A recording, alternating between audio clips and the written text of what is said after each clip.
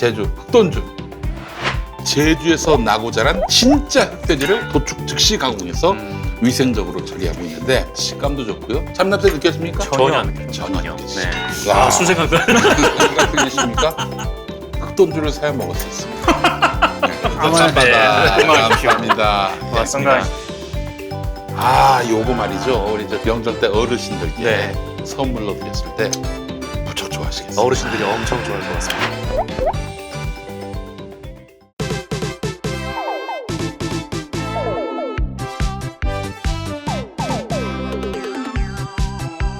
다음 소식으로 넘어가기 전에 바디로즈. 네. 바디로즈를 또 소개하지 않을 수가 없습니다. 자, 최근에 올라온 구매 후기가 하나 있어서 소개합니다. 네. 처음에 팟캐스트 김용민 브리핑 광고를 보고서 설마 입는 것만으로 효과가 있겠나 하고 생각했다가 병원 치료를 받아도 그때뿐인 통증 지긋지긋해서 용민 형님 광고를 믿고 구매해봤는데 와, 입은 날하고 안 입은 날의 차이가 확연하더라고요. 입은 날은 정말이지 통증의 정도가 확연히 낮아집니다. 토크밴드 요게 단단히 테이핑한 것처럼 꽉 잡아주는 게 착용감이 아주 좋습니다. 주변에 허리 통증으로 고생하는 동료들에게 소문을 낼게요 라고 하셨습니다. 아, 그래요. 저도 최근에 너무 몸이 안 좋아가지고 네. 걷기도 힘들고 그래서 봤더니 세상에 바디로직을 안 입고 다니는 거였어요. 네. 예. 자사랑이었습니다. 아이고, 왜 안 입었나 아마 네. 그랬습니다. 네, 네. 다시 입기로 했습니다. 네. 예. 이미 이렇게 입었더니 효과가 난다는 분들 만나보지. 저 이 후기가 예. 굉장히 좀 공감이 가요. 네. 이걸 딱 입어보니까 딱 확실히 딱 잡아주고 그런 거 있더라고요. 그렇습니다. 골반은 상체와 하체를 연결하는 몸의 중심 관절입니다. 골반이요. 골반이 비틀어지면 골반과 연결된 척추와 다리에도 당연히 나쁜 영향을 주게 됩니다. 자세와 몸매를 그래서 망가뜨리게 되는 건데 몸의 중심인 골반을 바로잡아야 효율적으로 몸매와 자세를 바로잡을 수가 있습니다. 바디로직은 골반의 인체 역학적 특성을 이용해서 체형을 개선하는 골반 교정 속옷인데 일반적인 보정 속옷은 단순히 군살을 압박해서 몸매를 보정하지만 이거는 이거는 비틀린 골반을 바로 잡아줍니다. 그래서 사실은 박근혜 씨가 요즘 재판에 안 나오고 있습니다. 네. 몸이 안 좋다고 뭐 허리가 아프다느니 뭐 이런 네. 얘기하고 있는데 그래서 이제 교정 당국에서 바디로직으로 죄수복을 만들 계획을 세워두고 있습니다. 재판에 안 나올 수 없게끔. 네. 너무 특혜 아닙니까? 예? 바디로직을 가지고 아니 재판에 나와야 하는 것이 중요합니다. 교정 당국은 이 사람을 교정시키는 게 중요한데 네. 그냥 삶의 교정뿐만 아니라 지나온 과거에 대한 교정뿐 아니라 몸매도 교정해주는 네. 총체적 교정 행정을 네. 펼치기로 마음을 먹은 것입니다. 입자마자 교도소에서 재판장까지 뛰어올지도 모르겠네요. 아유, 글쎄 말입니다. 자, 효과가 없을 경우 100% 환불 보장까지 보장합니다. 부담 없이 경험해 보시기 바랍니다. 전화번호 031-345-4550, 031-345-4550으로 전화 주시거나 인터넷에서 바디로직을 검색하시기 바라겠습니다. 바디로직 많이 사랑해 주시고요. 부담 없는 가격입니다. 이 정도면. 자, 여러분들 바디로직 많이 입어보시고 또 새로운 삶을 살아보시기 바라겠습니다. 오랫동안 입으면 입을수록 달라진 자신의 몸을 발견할 수 있을 것입니다. 이건 물론 이제 건강한 분들은 해당 사항 없어요. 네. 근데 이제 허리 통증이 있으신 분들은 꼭 요거 한번 해보시면 입기 전과 후가 예. 확실하게 차이가 납니다. 그저 오랫동안 자리에 앉아 계신 분들, 그렇죠. 이런 분들 고충이 많습니다. 네. 그렇습니다. 이 고충을 해결해 드립니다. 바디로직이 해결해 드립니다. 자, 이번엔 바디로직. 바디로직입니다. 노래가 머릿속에 계속 떠올라요. 골반 잡자, 바로 잡자. 골반이 굉장히 중요합니다. 골반이 비틀어지면 골반과 연결된 척추와 다리 여기에 매우 나쁜 영향을 줍니다. 그렇죠. 몸이 망가지고 자세가 망가지고 계속 악순환이 되는 이걸 바로 잡아주는 방법 바디로직. 바디로직으로 해결할 수 있습니다. 김용민이 들어가는 바디로직. 내가 이제 허리 쪽이 안 좋지 않습니까? 이게 잡아줍니다. 바디로직을 입기만 해도 예. 골반의 구원. 할렐루야. 이게 또 100% 환불 보장제도. 환불을 신청하는 분들이 거의 없죠. 근데 보정도 보정인데 정말 그 허리 통증이 완화되는 것만 봐도 그렇죠. 추천합니다. 031-345-4550 바디로직 여러분 많이 사랑해 주시기 바랍니다.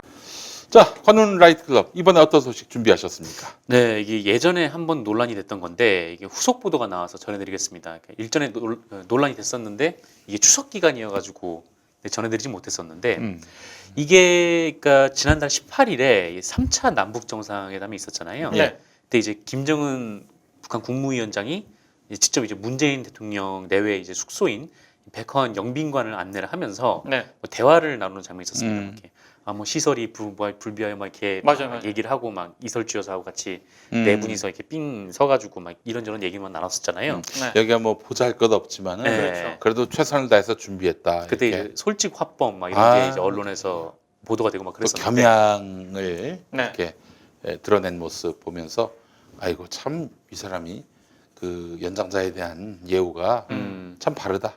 네.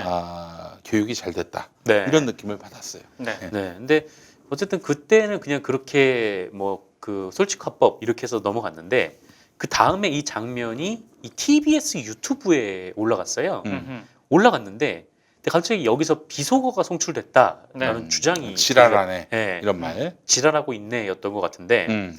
이게 남성의 목소리로 그렇게 나왔고요. 그러니까 네. 이게 이제 온라인 커뮤니티 등을 통해서 확산이 되니까 음. 그 22일, 그러니까 지난달 22일 이제 청와대 국민청원 게시판에 음.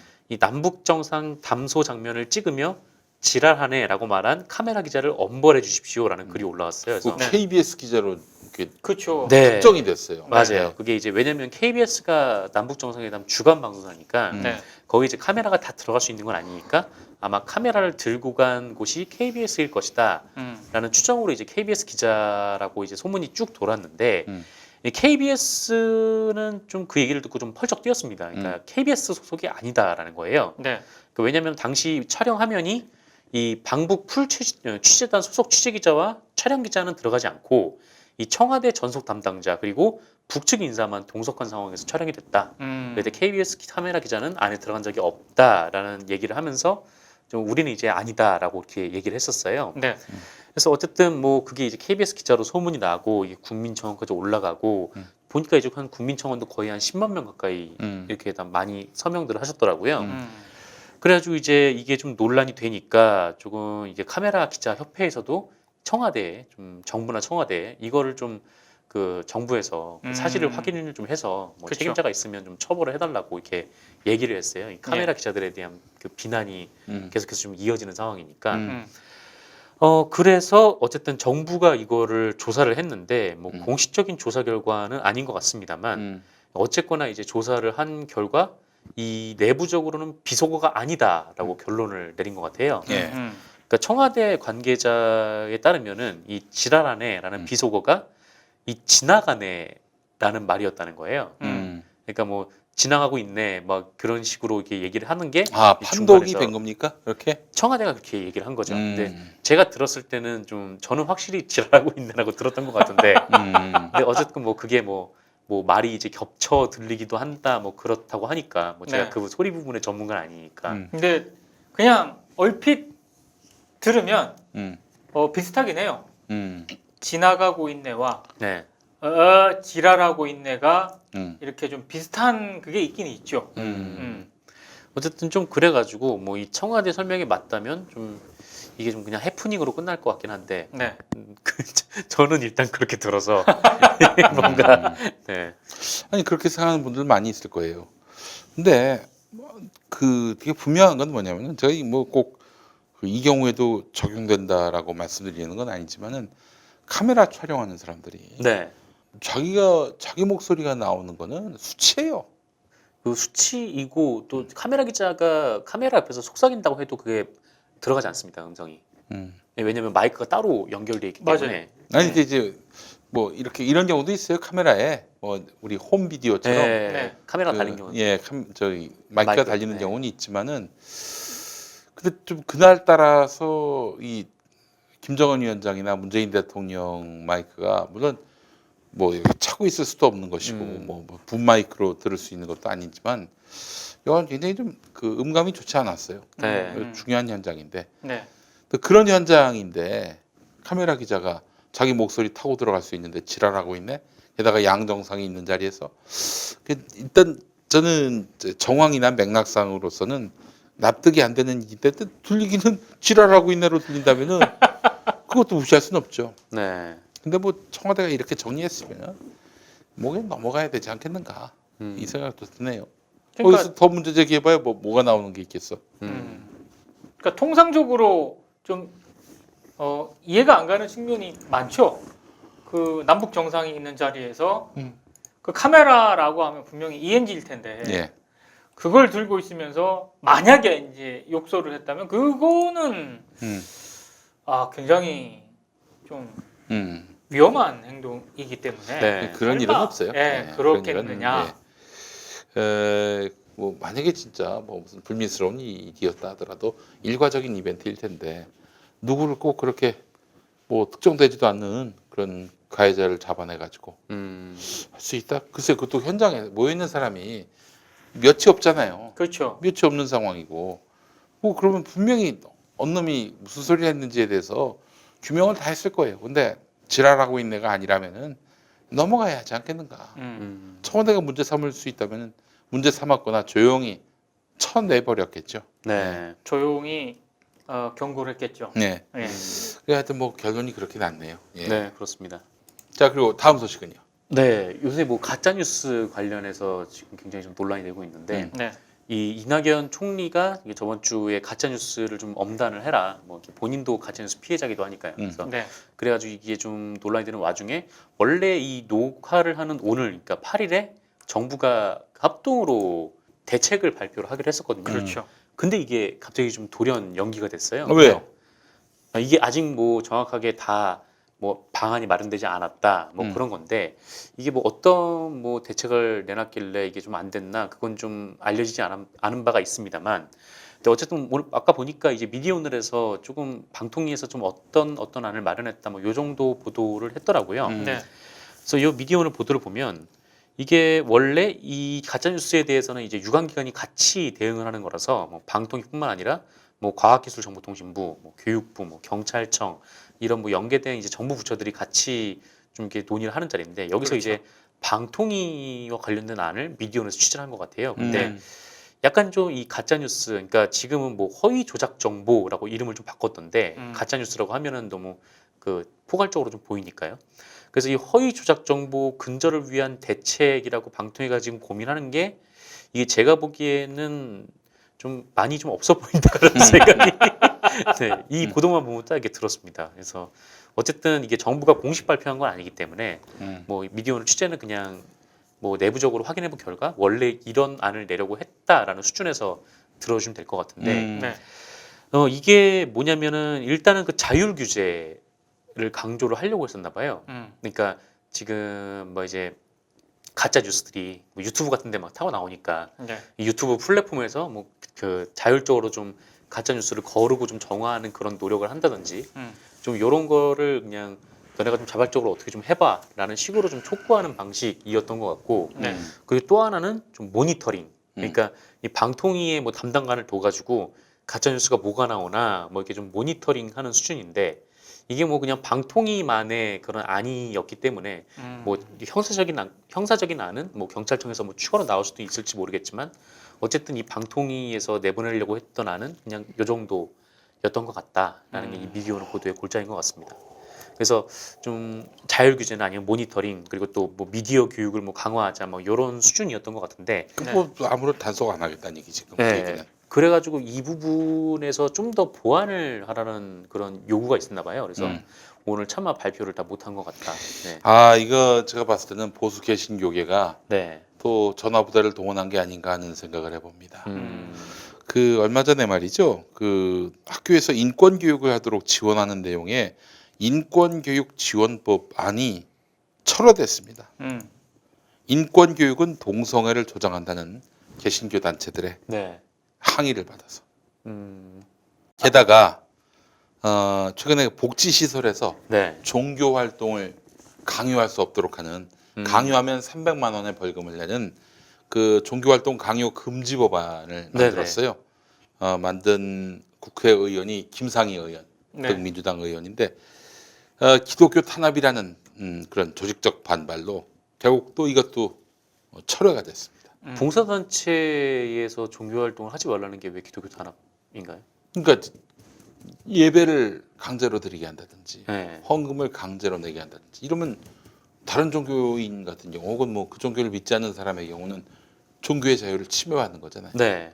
근데 종교의 자유를 침해하는 게 아니다. 음. 우리의縄張리에 왜 니들이 신경 쓰냐. 그렇죠. 그러니까 우리가 그 강제로 교회 예배 참석하게 한다든지 헌금을 내게 한다든지 이거 시비 걸지 마라. 네. 이건 마치 사립 유치원 원장들하고 똑같은 행태예요. 그렇지 않습니까? 우리는 나름대로 지원은 받겠지만 감시는 안 받겠다. 이거 아닙니까? 네. 보수 기독교가 뭐 정부의 뭐 지원을 꼭 안 받는다 하더라도 그러나 남의 권리와 남의 자유를 침해하는 거라면은 공적 통제를 받아야죠. 그런데 왜 우리한테 시비냐 이렇게 나왔단 말이죠. 이거 깡패들입니다. 깡패들. 이거는 뭐 상식적인 내용의 법안마저도 이 집단 항의에 의해서 무릎 꿇는 이런 사태가 발발한 거 아니겠어요? 이 개신교가 이렇게 가다가는 정말 이러다가는 사회 악이 됩니다. 이 지들이 저 동성애자, 이슬람교인 이런 사람들을 약자들을 막 혐오하잖아요. 네. 이제 니들이 혐오당할 차례가 되는 겁니다. 기독교인에 대한 혐오 정서가 벌써 가동되고 있어요. 그렇죠. 그렇잖아요. 네. 근데 그런 걸 기독교 탄압이라고 막아선들 막아지냐 이거예요. 그러니까 저는 이제 가짜 뉴스가 많이 유통되는 이런 상황은 굉장히 심각하지만 저 기본적인 생각은 정부라든가 이런 쪽에서 직접적으로 그 규제하는 방식 있지 않습니까? 네. 이거는 조금 조심할 필요가 있는 것 같아요. 음, 그러니까 이게 단순히 뭐 표현의 자유 이런 문제가 아니라 정권이 바뀌었을 때 그 가짜뉴스 특별법이라든가 이런 식으로 법을 만들게 되면은 정권이 바뀌었을 때 이게 악용될 소지가 너무 많거든요. 그래서 그런 부분을 굉장히 경계를 해야 될 필요가 있기 때문에 지금 현행법 있지 않습니까? 예. 이를테면 뭐 차별금지법이라든가 그래서 가짜뉴스의 어떤 그런 콘텐츠 있잖아요. 누구를 대놓고 차별한다, 혐오한다, 뭐 이런 식으로 나오는 거를 지금 현행법으로도 굉장히 강력한 처벌을 할 수가 있거든요. 그걸 안 해서 그렇지 지금까지 제대로. 네. 저는 그런 방식으로 가야 되지 않을까. 만약에 이 가짜 뉴스가 유튜브를 통해서 굉장히 그 전파가 유통이 되고 있다고 해서 이거 문제다 해서 그 콘텐츠를 뭐 규제하기 위한 이 법을 방통위가 됐든 정부가 됐든 이렇게 만들기 시작하면 이게 악용, 되치기 당할 수가 있거든요. 그래서 그런 부분이 조금 우려가 돼요. 그러니까 현행법대로 하면 돼. 현행법을 엄격하게 적용하면 돼요. 네. 그렇습니다. 예. 예. 그 이제 뭐 명예훼손 이런 것들을 뭐 자기가 직접 고발하지 않아도 할 수 있다면서요. 고발만으로도 가능하다면서. 네. 그래서 현행법대로 처벌하면 돼요. 국가보안법도 굳이 뭐 그 법을 둘 필요 없이 기존의 형법대로 뭐 국가전복을 꾀한다든지 이러면은 처벌할 수 있거든요. 네. 결국 처벌의 의지가 있느냐 없느냐지 뭐 제도화의 필요성을 논의하는 이런 차원의 문제는 아니라고 저는 그렇죠. 생각을 해요. 그리고 유튜브라든가 이런 쪽에서 흔히 말하는 그 뭐 난민에 대한 혐오, 뭐 여성에 대한 혐오, 마찬가지로 여러 그 뭐 이주 노동자라든가 각종 그 사회적 약자에 대한 혐오, 이게 다 가짜 뉴스에 다 들어가 있는 거잖아요. 그 이런 콘텐츠를 유통을 만약 계속 시키면 제가 이제 요즘 계속 강조하는 거는 그 플랫폼 있잖아요. 그 플랫폼에 대한 그 압박을 계속 해야 된다라고 봐요. 독일처럼. 왜 유튜브 니네는 이런 지금 혐오라든가 차별적인 콘텐츠가 계속 유통이 되는데 왜 니네들은 페널티 안 주냐? 독일은 그 혐오 표현에 대해서 벌금이 굉장히 세더라고요. 그 네. 유튜브 몇백억인가 그래요. 네. 5천만 유로인가? 근데 그걸 두고도 약간 논란이 제기되고 있긴 합니다만 저는 네. 플랫폼의 어떤 그런 공공성 강화를 위한 시민운동을 계속 해야 된다라고 봐요. 근데 저는 표현의 자유 뭐 이런 것도 되게 좋은데 뭐랄까 하여튼 지금 이제 극우 유튜브 채널이나 네. 아니면은 뭐 일부 언론의 보도 행태를 보면은 이게 그냥 좀 뭐랄까 작심하고 거짓말을 그렇죠. 막 해대고 있는 거잖아요. 고의로 하는 거예요, 고의로. 네, 작심하고 하는 건데 특히나 이제 혐오를 동원해서 아까 말씀하신 대로 좀 약자를 괴롭히는 네. 방식으로 이게 진행이 되기 때문에 뭐 하여튼 이런 부분에서는 좀 기준을 명확하게 맞아요. 세워볼 필요는 있지만 그래도 좀 처벌이 좀 필요하지 않나. 이게 그냥 이대로 놔두면은 하여튼 그 물론 이제 정하는 되겠죠. 이게 사람들이 뭐 그런 데를 이제 보다가 뭐 너무 이제 지나치면 이제 안 보게 되고 그냥 넘어갈 텐데. 근데 뭐 지금 이제 극우 이제 유튜버 방송들이 하는 것들을 그냥 놔두기에는 너무 나간다라는 생각이 좀 들긴 해요. 그래서 하여간 이번 그 가짜 뉴스 파문은 우리 민주주의가 직면한 도전이라고 생각합니다. 촛불 이후의 민주주의가 직면한 도전이라고 생각을 해요. 그러니까 얘네들이 정치적 비전으로 뭐 앞으로 국가 비전에 대한 그런 전략으로서 집권하기 어려우니까 그 상대방 특히 문재인 대통령 정부를 가짜 뉴스로 계속 끌어내리고 깎아내리는 그렇죠. 그런 전략을 쓰고 있단 말이죠. 여기 가만히 앉아서 당하면은 뭐 당할 수가 있어요. 그 맡아도 해명하다가 시간 다 보내거든요. 이런 거는 여지없이 수사기관에 맡겨서 이 거짓말한 자들에 대한 응분의 책임을 물어야 합니다. 제가 뭐 수차례 인터넷에서 논란의 주인공이 돼보기도 하고 싸워보기도 했는데 말이 안 될 때는 바로 형사적 대응으로 가는 것이 가장 좋은 방법이고 확실한 방법입니다. 이게 그 괴벨스가 그랬다잖아요. 거짓말하는 건 쉬운데 이 거짓말이 아니라고 증명하는 건 되게 어렵다고. 그렇죠. 그렇지. 예. 그러니까 예를 들면 누군가 거짓말을 했단 말이에요. 그 거짓말을 해명을 하는 과정에서 사람이 비루해지고 된통 걸렸구나. 그래서 거짓말하는구나. 사람이 굉장히 비루해져요. 그리고 저는 그 표현의 자유는 혐오의 자유까지 사회적 약자에 대한 혐오의 자유까지 허용을 하지는 않는다고 봐요. 예, 그리고 그런 부분에 대해서 우리 사회가 명확하게 가이드라인을 딱 가지고 있고 그 어떤 공공적인 채널을 통해서 만약에 방송이 됐든 뭐가 됐든 이런 그 혐오가 막 난무한다. 저는 이제 약간 그 형사적 처벌이든가 이런 거는 굉장히 조심해야 된다라고 생각을 하지만 적어도 유통 경로, 유튜브. 플랫폼 예. 이런 쪽에서는 이런 부분에 대해서 확실하게 페널티를 적용을 해야 돼요. 얘네들이 좀 왔다 갔다 해 제가 보니까. 그러니까 지금 뭐 만만하게 보이고 우리를 때릴 수 있겠어? 인권, 민주주의, 진보를 이야기하는 너희들이 네 이럴 때 세게 나가야 됩니다. 이럴 땐 여지없이 나가야 돼요. 네. 네. 볼을 내리면 주먹이 나야지. 그렇죠. 주먹을 내야 합니다. 그러니까 우습게 보면 안 됩니다. 저는 그래서 그 여러 차례 말씀을 드렸지만은 조만간 한국 개신교 가짜 뉴스를 일망타진하기 위한 네. 그런 시민단체를 만들기로 했습니다. 그래서 가짜 뉴스를 발견을 해서 네. 팩트 체크하는 정도가 아니라 이런 글을 올린 사람들을 고발하는 일도 담당하려고 합니다. 아니 뭐 카톡에 올린 사람이 있으니까 유통되는 거 아니겠어요? 그렇죠. 네. 찾아보면 다 나옵니다. 그래서 글을 올렸다간 좆되는 수가 있겠다. 이런 그 교훈을 심어주는 일들을 해나가려고 하고요. 그래서 뭐 여러 뜻 있는 법률가나 활동가들을 모아가지고 그 작업들을 펼쳐볼 생각을 하고 있습니다. 그래서 제 목표는 뭐냐면 2020년 총선 때 이자들의 목표는 반 저거거든요. 총선 때 동네 교회 목사들 같은 경우 그 지역에 출마하는 국회의원들한테 큰 소리치고 호령하고 이런 로망이 있어요, 사실. 그래서 총선이 목표죠. 후보 불러가지고 동성애 지지합니까? 지지하지 않습니까? 그러면은 그 자리에서는 뭐 을이 돼버리는 후보가 마음에 없는 얘기도 하게 되고 카노사의 굴욕이 벌어지는 거예요, 그 자리에서.